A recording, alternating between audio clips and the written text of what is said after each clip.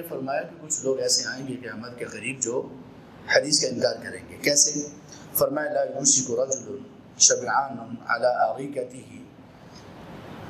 کہا کہ قریب ہے کہ ایک ایسا شخص آئے گا. یہ شخص سے مراد کوئی ایک شخص نہیں ہے، اس سے مراد ہے ایسی ایک کیٹیگری ہوگی، ایسی قسم ہوگی لوگوں کی جو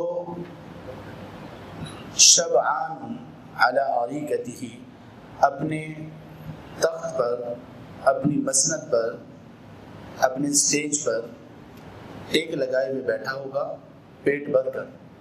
پیٹ بھر کر بیٹھنے کا مطلب کیا؟ کہ دین سے اس کا تعلق کھانے پینے کا ہوگا، یا وہ دین کو کھانے پینے کے لیے استعمال کرے گا، شہرت کے لیے استعمال کرے گا. تو وہ اس طرح سے سیر ہو کر بیٹھا ہوا ہوگا اپنے تخت پر، اپنی مسند، اپنی سیٹ، کرسی یا اسٹیج پر، اور کیا کہے گا؟ یقول علیکم بہذا القرآن، کہے گا کہ لوگوں اس قرآن کو بس لے لو. فما وجدتم فیہ من حلال فاحلوا، جو اس قرآن میں تم حلال پاؤ اس کو بس حلال سمجھو. وما وجدتم فیہ من حرام فحرموا، اور جو اس کتاب میں تم حرام پاؤ اس کو بس حرام سمجھو، اس کے علاوہ اور کچھ نہیں. یعنی اگر تم نے حلال اور حرام معلوم کرنا ہو تو صرف قرآن کی طرف رجوع کرو، اور کسی طرف تمہیں جانے کی ضرورت نہیں ہے، حدیث کی طرف، رسول کی طرف، آپ کی رہنمائی کی طرف نہیں، یہ ضرورت تمہیں نہیں ہے. تو آپ صلی اللہ علیہ وسلم نے کیا فرمایا؟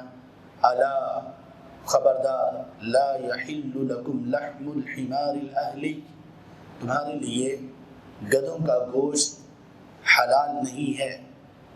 وہ گدھے جو پالتو ہیں، گھروں میں پالے جاتے ہیں، ان کا گوشت تمہارے لیے حلال نہیں ہے. اور پھر کہا ولا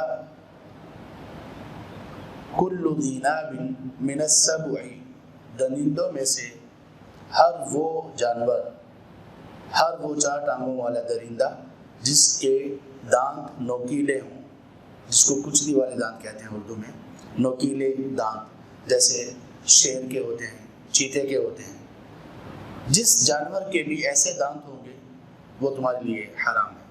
اب یہ دونوں چیزیں قرآن میں نہیں ہیں. آپ صلی اللہ علیہ وسلم کا فرمان یہ ہے الا وانما حرم رسول اللہ کما حرم اللہ، لوگوں آگاہ ہو جاؤ، خبردار ہو جاؤ،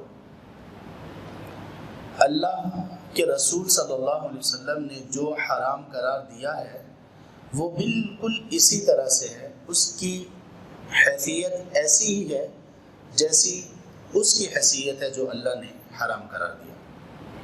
یعنی دونوں میں کوئی فرق نہیں ہے. فرق کیوں نہیں ہے؟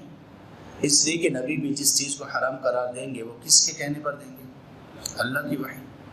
اپنی طرف سے تو رسول صلی اللہ علیہ وسلم یہ سوچا جا سکتا ہے کہ رسول صلی اللہ علیہ وسلم اپنی طرف سے کسی چیز کو حرام قرار دیں، شریعت بنا لیں اپنی طرف سے؟